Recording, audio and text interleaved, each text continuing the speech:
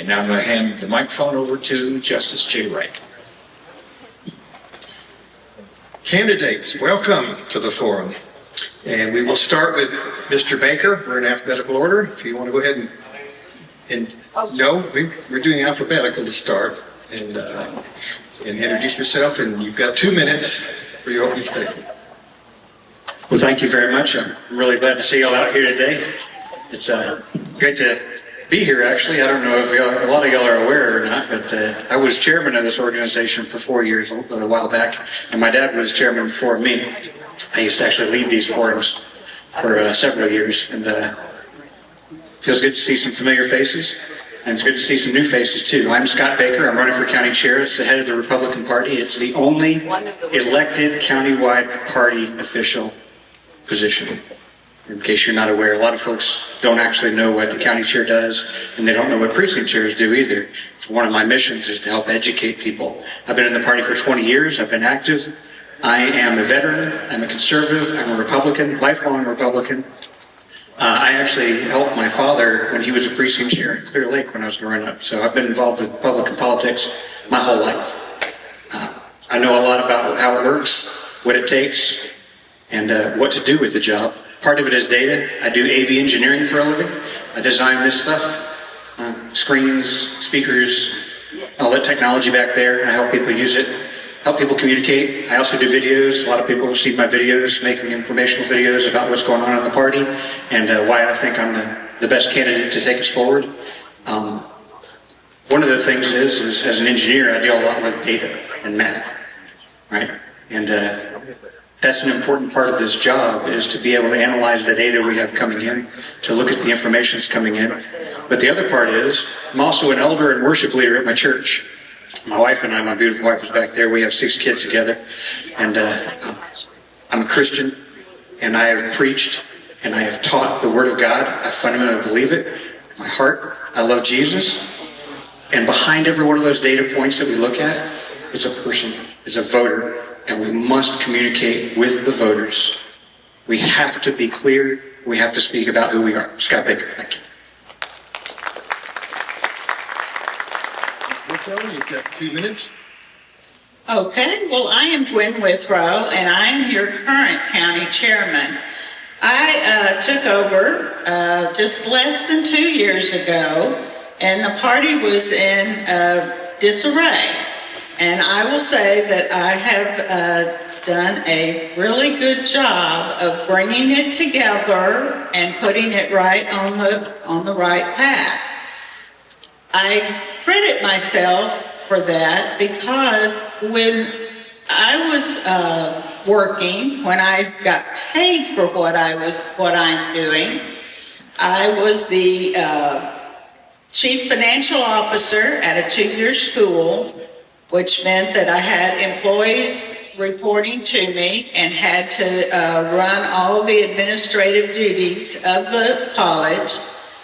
I am also a CPA, so I have a lot of experience with financial data.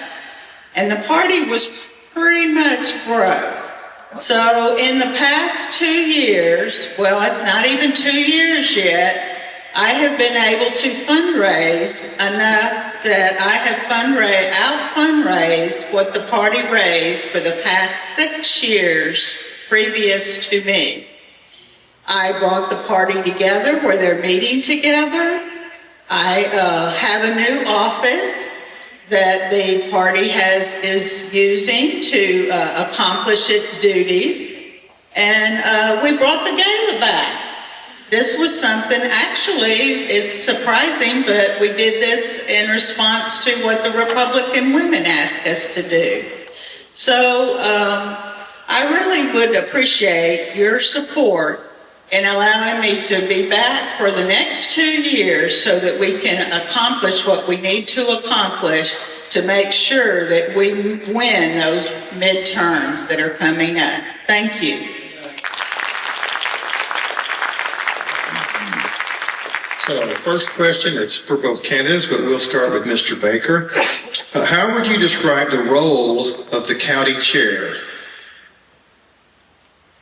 Well, fundamentally, the role of the county chair, we actually have 3 duties, right? first one is to run the elections.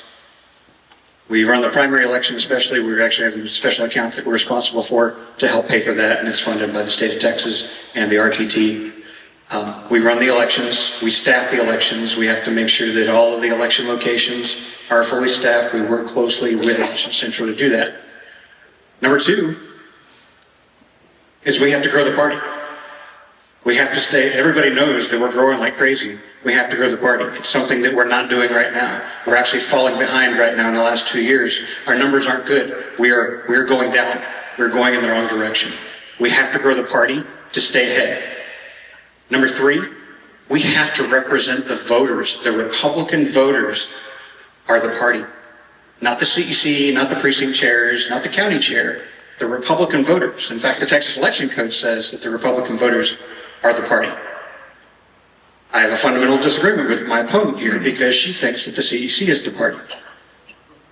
I believe differently. I want to keep, that's the reason all my signs say let the voters decide, because I'm not trying to take control of the party into a room, in a back room. I want to keep it in the hands of the Republican voters, and I will do that. Ms. Withrow, how would you describe the role of the county chair? Well, I agree with a few things that Mr. Baker did say, in that it is the county chairman's job to run the elections, to make sure that they are properly manned, and especially the primary, which is the function of the party chairman solely. But I kind of disagree with some of the things when he said that we were using a back room. There is no back room.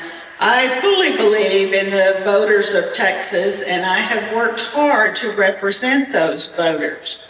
That is why we need the party together and working to promote the votes. Now, one other thing that Scott did forget that the party chairman does is he or she is responsible to put the people on the ballot. Every one of the candidates that you will see on your primary ballot were put there by myself. They all have to be, I have to sign off on their application, review their application, and make sure that they meet the qualifications and that the ballot is properly put together, which I've been doing the last few weeks as I've been doing all these forums. So that is why in a very short while you will have a ballot that you can look over to see who are the candidates on your ballot. So it is very important that each one of you vet these candidates. It's not my job to pick who is the candidate that you vote for, but it is my job to make sure that they're out there in front of you so that you can make a wise decision. Because we want to beat the Democrats in November. We want the best candidates. I'll hold that microphone. I'll go ahead and give you the start on the next question. Kind of a two-part question. Can you explain what the County Executive Committee is? And do you believe that the majority vote of the County Executive Committee should be the final say in decisions made by the county party? Yes, I do. That is one reason I ran a year and a half ago, is because we were having a problem in that the party chairman thought that his decisions were final. I do not believe that. I believe that the precinct chairs, who are the closest elected officials to each and every one of you, and they come together in the county executive meeting and they make motions and they debate and then they vote. And those votes are what comes out of the party, and those are the final votes. Now, the county executive, the chairman, has to there's a lot of administrative duties of running that meeting and running all of the other meetings that take place. For example, you will be coming up upon your preparation to go to the state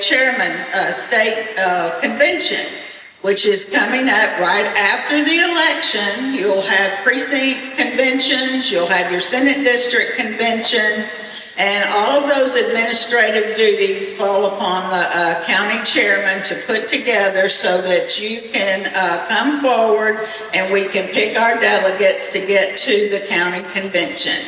So those are the duties that the chairman performs. Very good.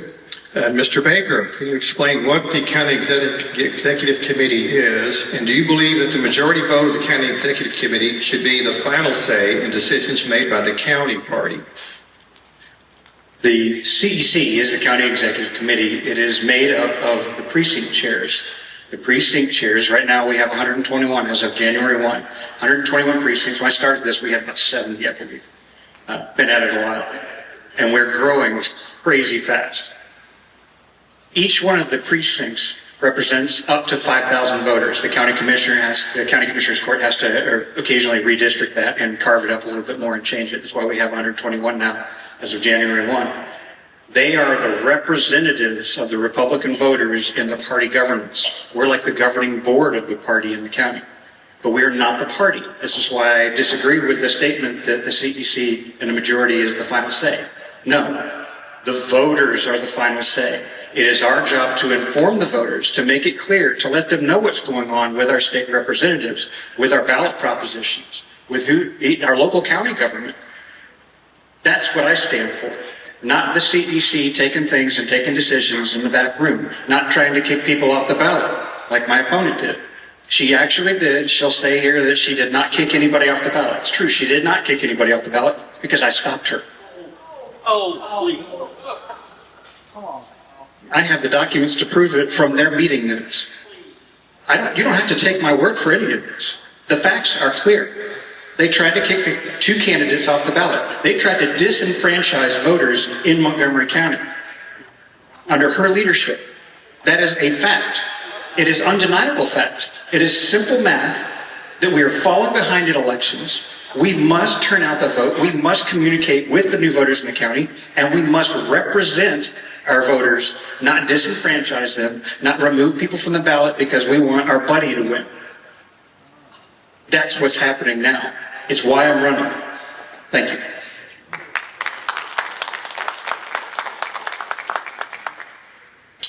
Okay, next question. We'll start with Mr. Baker.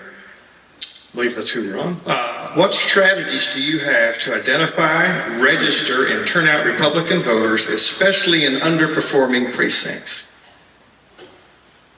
Actually, I've been doing this for years in my own precinct. My goal is to defeat the Democrats on the ballot. We absolutely have to stop the Democrats, and the Democrats have ground game. As we grow, as we become more densely populated, that gives the Democrats an edge. If you don't understand the demographics, I'd be happy to go into it another time with you. But that gives them, they have a huge ground game advantage in densely populated areas. That means we have to have a rock solid ground game. And that can't just be about text campaigns. $190,000 we've blown through. We're losing our new voters. We're not getting them out. We actually lost 3,000 voters in November versus what we did in 2023. That means we're losing it. Her reliance is on, we're going to do text campaigns. I don't know about you, but I don't need another faceless text message to fill up my inbox. What we need is troops on the ground. One of the things I want to change is I want to stop having so many CEC meetings. We have monthly meetings to pass useless resolutions and pat ourselves on the back and talk about how great we do. I'm going to stop that. We're going to go back to quarterly meetings. If we actually have business, we'll call a special call business meeting. That's thousands of man hours. If you think about it, 2 3-hour meetings monthly, plus steering committee meetings, plus committee meetings, literal thousands of man hours we're wasting time in meetings that we should be out in the community and shaking hands and saying, hi, I'm a Christian conservative Republican. Come vote with me. We should be out at events. We should be out doing voter drives. Dr. Wally did voter registration drives. We would staff, with the help of the Montgomery County Republican women groups, who are just absolute troops, would do voter registration drives and go out and shake people's hands and say, hi, are you new to the area? Are you registered to vote? Are you a Republican? Let me tell you about what we believe. We don't do that anymore. I want to bring it back, as well as our youth outreach. I love Charlie Kirk. Charlie Kirk was not afraid to go talk to people. I'm not either, and we shouldn't be as a party. Ms. Gibson, what strategies do you have to identify, register, and turn out Republican voters, especially in underperforming precincts? Well, I ask each and every one of you to look at the Republican table that is out in the lobby, and beside it we have what we call the big red dot, which proves, if you look at those statistics, that we did have an extraordinary large turnout. Those of you who stood in line probably saw that. So we are turning out the votes, but that doesn't mean we are finished by any means. We actually have a committee. It's called the Victory Committee, and it will kick in after the primary. It doesn't function before the primary except for fundraising. After the primary, it will kick in. And believe me, there will be a lot of activity making sure that we get those ballots out in November. That is very important to me. That's what I was very, very concerned about last time. I know we had Trump on the ballot and that drew people out. But it wasn't enough. I really, really, really wanted turnout last time, and we worked hard to get it. Now, he talks about those text messages, and we did buy some software, and we are going to use it to notify voters who have not gone to the polls, who usually vote. So that is the reason that we do that. So he doesn't like that, but it does work, and it has been proven to work. And everything that we did last time from the Victory Committee, I just could not be more proud of the work that was done on that committee and getting the votes out. We are doing that. Mike, I think it's your turn to take the question first. What have you done to raise money for the party? Well, as I've already described to you, I have raised more money in a year and a half than has been raised the past 6 years by any of my predecessors. So we are doing a really good job in that area. One of the reasons for that is because in the previous biennium, when it was fighting going on and the party was split, we could not get statewide candidates to come and work with the party. So since I took office and we have put the party together, we no longer have that problem. We have statewide candidates. We are working on many, many ideals to bring forward to you all of these candidates so that you can get to know them and you can get to meet them. And we have lots of ideals for fundraising so that we have the money for that Victory Committee that I was talking about. All that stuff that we do takes money. Now, I do agree with Scott on, believe it or not, I agree with him on something. It does take being out on the parking lots, shaking the hands with voters. And that's something I actually really enjoy doing. What I did in the last couple of elections here in Montgomery County is I just toured all the different locations to see what was going on in each of the early voting locations. So I would be there for just a few. I didn't stay all day, but I went to all of those locations. And I would see what the people were doing there and helping them give out their push cards and everything. I just want to say one thing. Our worst performing precinct is Scott's. Okay, Mr. Beck, That's false. the question is, what have you done to raise money for the party? I've done a lot of things. I haven't spent as much time in the parking lot because I'm usually actually running the election at my booth. I've done that. I've actually run more elections than I can even count. I've got the stack of the documents you got to keep afterwards and all the paperwork and everything. But I've also participated in just so many fundraisers, so many events, so many activities. I'm not participating in the fundraising under Gwen Withrow. Because I'm not going to give money for it to be used to kick my candidate off the ballot or to use party resources against our candidates, which is being used 100%. They've just voted a couple of months ago to deny support to 2 of our elected candidates. Again, I have the documents. They were not censured. The censures failed. I have the documents for that. I would be happy to show you all the documents. It's basic math. I'm pretty good at math. I do engineering. This is basic math. This is not hard. They were not censured. There should be no penalties attached to it. We should be letting the voters decide, not her in a back room or a bunch of people in a back room, not even 8,000 people up in Austin. The voters. You know, I'm not worried about all the statewide candidates that we can feed money from. I'm not worried about blowing through $190,000 to get worse results. I have the data right here. I can show you. We went down in turnout.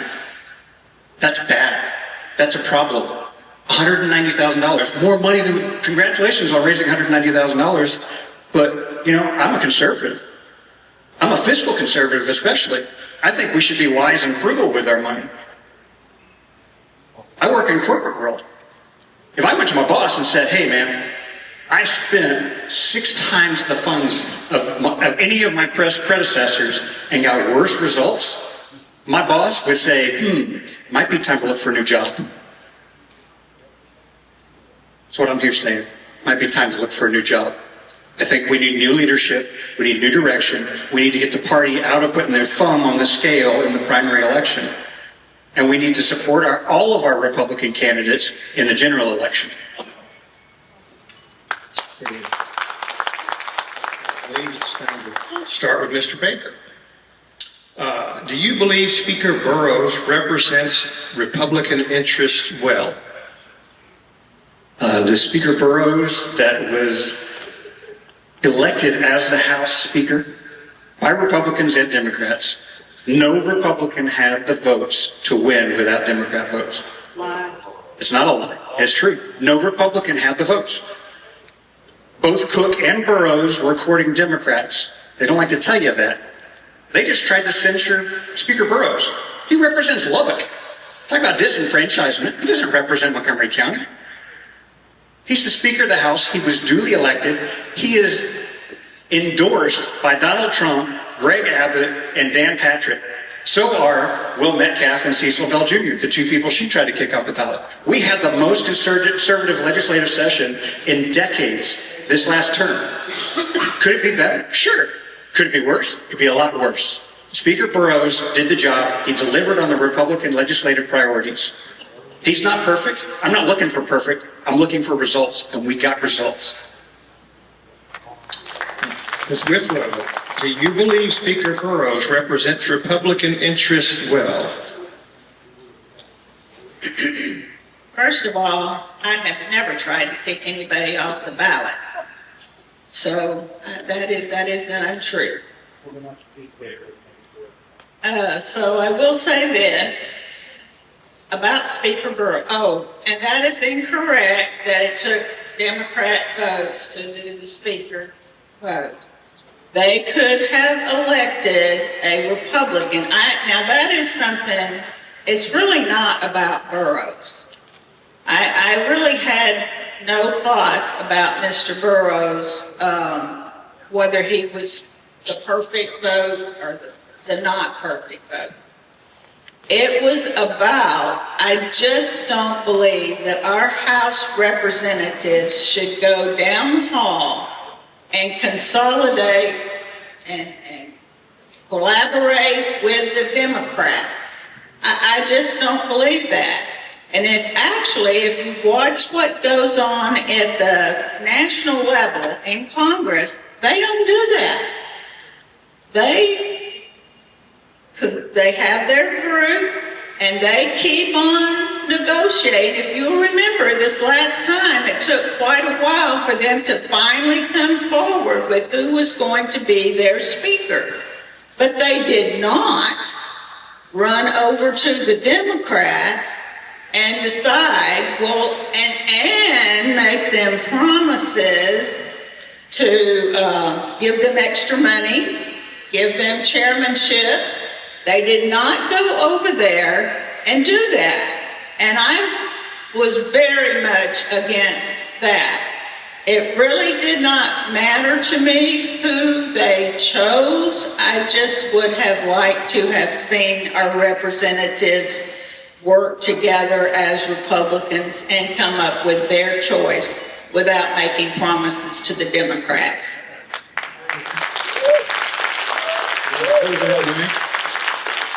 You're up for the next question.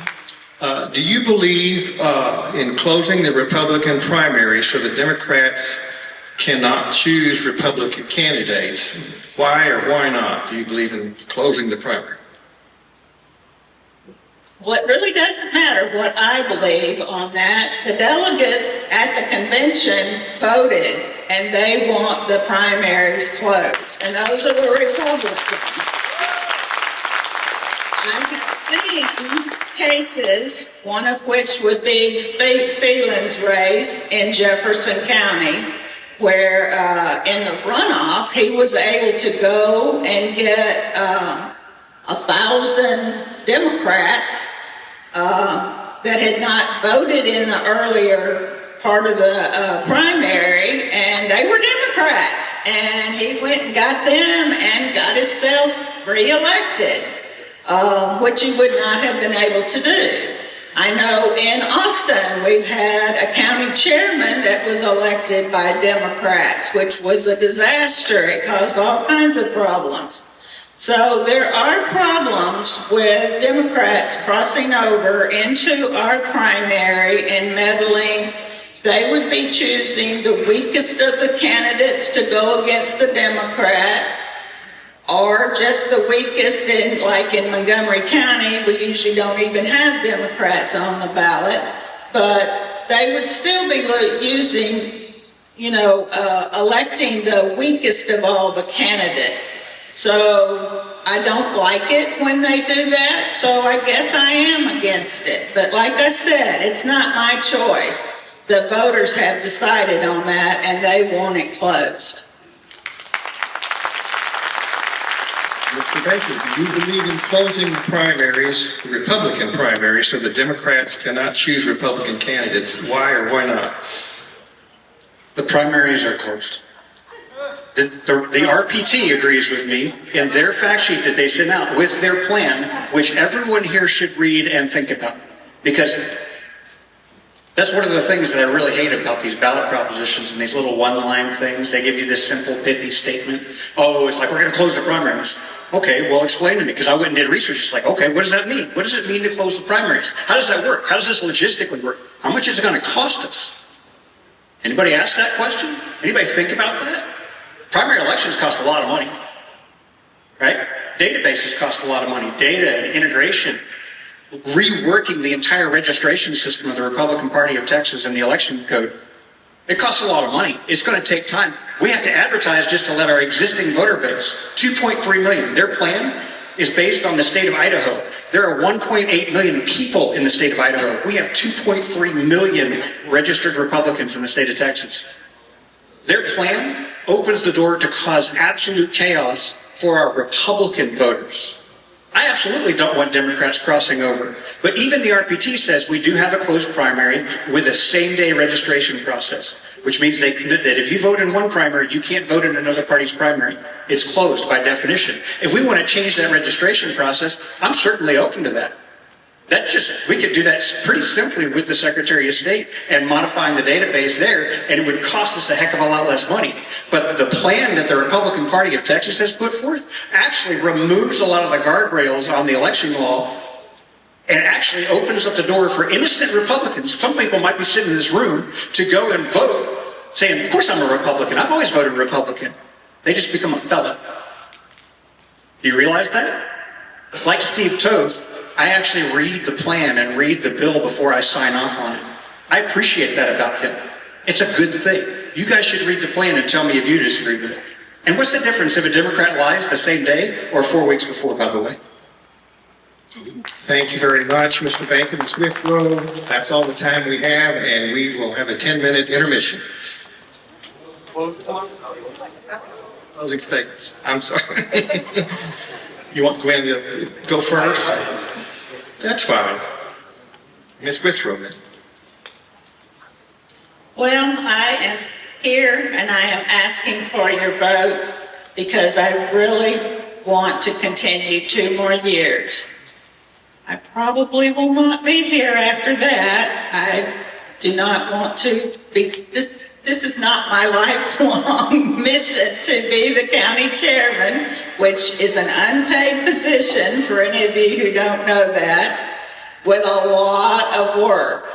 So, but I do think I need 2 more years to enact the things that I have been trying to enact and to get the party smoothed out. I'm hoping that we get some really good candidates next time that can run, and I will be stepping down to be a really retired person, which is really what I want to do. But I just want to say, please understand that the primary is a time when people are up here and they're making comments about each other and all of that. And that is not what's important. What is important is that you keep your integrity and that you follow God's will in your life, which I believe was to bring the party together for Montgomery County for me. So earlier they asked about that Bible verse, and I just wanted to say that mine was in Esther for such a time as this. That's why I believe I fumbled my way to Montgomery County and had the experience that I did to bring the party together and to enact the items that I did. And I would appreciate your support going forward. Mr. Baker. I think one of the Bible verses I love to live by is, who among you, when he goes to buy a house, does not count the cost? Part of this job is about counting the cost. Part of running for this seat is about counting the cost. I knew it would cost. I would be attacked. I would be called names. I would be accused of things I did not do or did not say. That has happened. But this is important. This party is important. A lot of good people have spent decades building this party. Before 2000, this was a Democrat county in a Democrat state. And the way we changed it, the way we turned it around, was by Republicans going out and with an open hand saying, come vote with us. We agree on most things. The Republican Party is a coalition of voters. We don't need purity tests. We don't need people going around calling about who's the real Republican, throwing the word rhino out like it's candy or something. Ronald Reagan, who was president when I was a kid, and I love that man, the great communicator, he said, if you're with me 80% of the time, we should be friends. We agree on so much in the Republican Party. We cannot let the perfect be the enemy of the good. We have to work on things together. There are so many critical issues we face, from local spending to state spending to federal spending, from our social issues. I want to end the practice of abortion once and for all. I'm anti-abortion. I'm not pro-life. I'm anti-abortion. I think murdering children is wrong. I want to end it. That's going to take a lot of work and a lot of time to get there. It's not going to happen with some Hail Mary bill. It's not going to come with just some Supreme Court decision. It's going to come from changing hearts and minds like we did for the last 40 years. Charlie Kirk understood changing hearts and minds. We absolutely have to reach our young children. You have 30 seconds on that. Was that wrong? Okay. We have to win hearts and minds. We have a whole generation of young folks that we have to reach out and let them know what it means to be Christ followers, what it means to be Republicans, and what it means to be Americans. I'm Scott Baker. I appreciate your vote. Thank you. And now, Mr. Baker, Ms. Withrow, thank you all very much for coming, and we will have a 10-minute intermission.